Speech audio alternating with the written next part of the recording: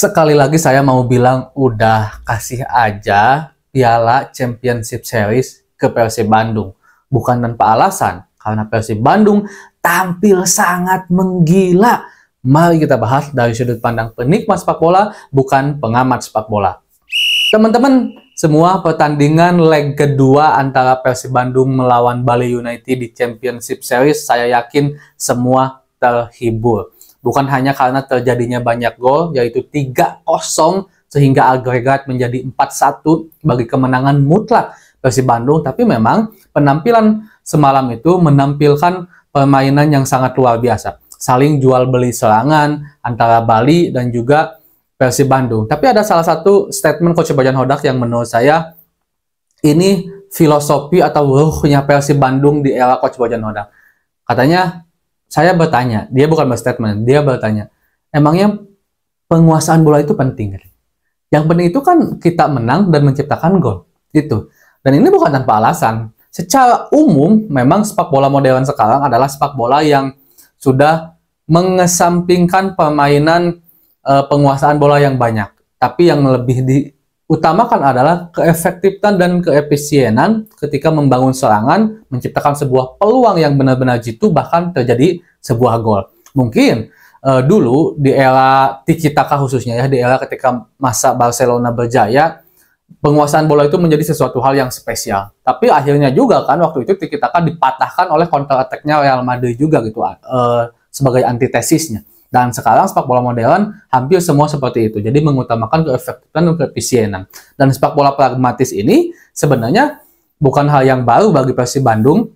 Bukan hanya dilakukan oleh Persib Bandung di Championship Series, tapi memang setelah Coach Bojan Hodak bergabung dengan Persib Bandung, sepak bola pragmatis memang melekat menjadi filosofi Persib Bandung sekarang. Terlihat semalam sebenarnya Bali yang lebih menguasai permainan. Bahkan dari menit-menit awal babak pertama, Bali sudah tampil menyerang dan sangat terlihat instruksi dan keinginan, begitupun motivasi dari Bali ini bahwa Bali ingin bisa menang walaupun bermain di tengah ribuan bobotoh yang mendukung Persib Bandung, yang tentu itu juga tidak mudah bagi Bali United ya teman-teman. Dan Persib lagi-lagi dengan counter attack-nya. Kalau gol pertama mungkin dari Ciro, yaitu dari service corner kick, yang saya juga sebenarnya permainan memang udah beres ya, dan itu dinyatakan gol. Tapi kalau dilihat dari selewat, seperti offset. Seperti offset ya, kalau dilihat dari selewat kasat mata kita aja gitu kan. Tapi karena sekarang udah ada VAR, yang otomatis bisa dibilang apapun gerak-gerik di atas lapangan itu tidak bisa dikelabui ya.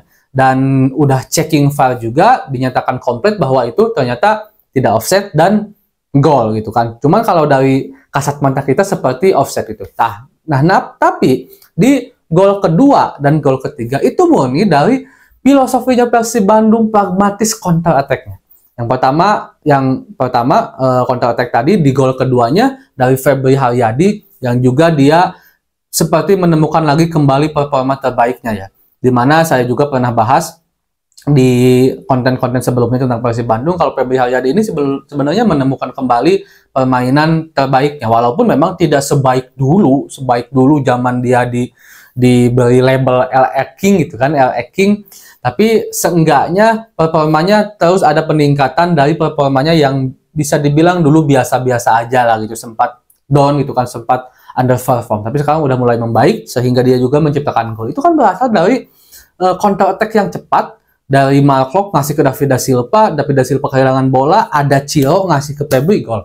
Dan yang kedua juga sama, itu hasil dari counter attack juga kan, dari Ciro ngasih ke David jadi seolah-olah ngasih assist ke Edo dan gol juga gitu kan. Nah inilah sepak bola modern dan inilah Persib Bandung. Dan statement saya yang tadi saya rasa tidak berlebihan dengan mengatakan bahwa kasih Piala Championship Series kepada Persib Bandung. Jika Persib, sekali lagi ya, saya garis bawahi, jika Persib tetap bermain hebat seperti ini, dan ini juga bukan tanpa alasan, bahkan saya bahas juga di konten sebelumnya, kalau secara statistik, saya rasa tidak ada maaf, tim yang sehebat Persib Bandung di era maaf ya teman-teman, di era regular series, begitupun Championship Series yang semenakutkan Persib Bandung. Ya, memang di era regular series Borneo pemenangnya.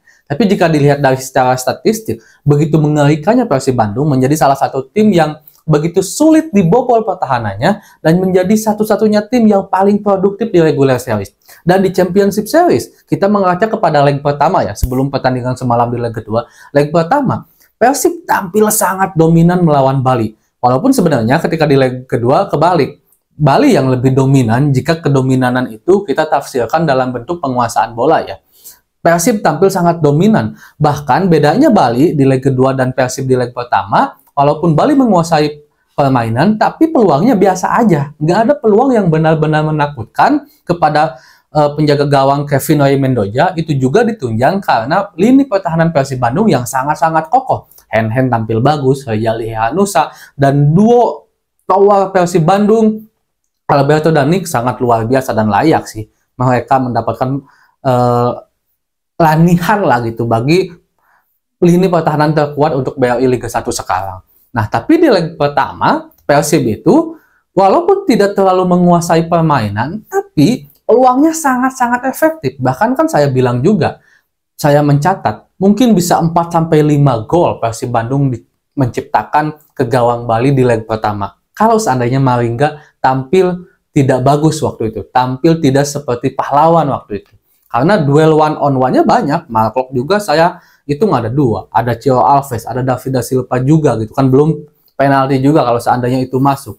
Nah, ini menandakan bahwa secara statistik kita harus akui, sangat-sangat harus akui kalau Persib layak menjadi juara di antara 4 tim ini. Antara ini 5 ya, 4 maksud saya. Antara Bali, Madura, dan Borneo. Sangat layak, walaupun kita juga tidak bisa menjudge terlalu cepat ya sebelum pertandingan selesai, karena inilah sepak bola, bola itu bunda. Persib bisa saja sekarang bagus, mungkin di partai final nanti underperform, bisa aja gitu kan. Tapi jika seandainya Persib konsisten, saya rasa mau Madura mau Borneo lawannya itu akan bisa dibilang easy bagi Persib Bandung, mudah bagi Persib Bandung, entah itu mau Borneo ataupun Madura United yang akan menghadapi Persib Bandung di final. Jika Persib tetap konsisten bermain seperti saat di leg pertama lawan Bali dan di leg kedua melawan Bali juga di Sijalak Harupat, dan Sijalak Harupat benar-benar angka. Dan ini menjadi satu hal yang klimaks bagi Persib Bandung, karena Persib akhirnya menang pertama kali di era Liga 1 bergulir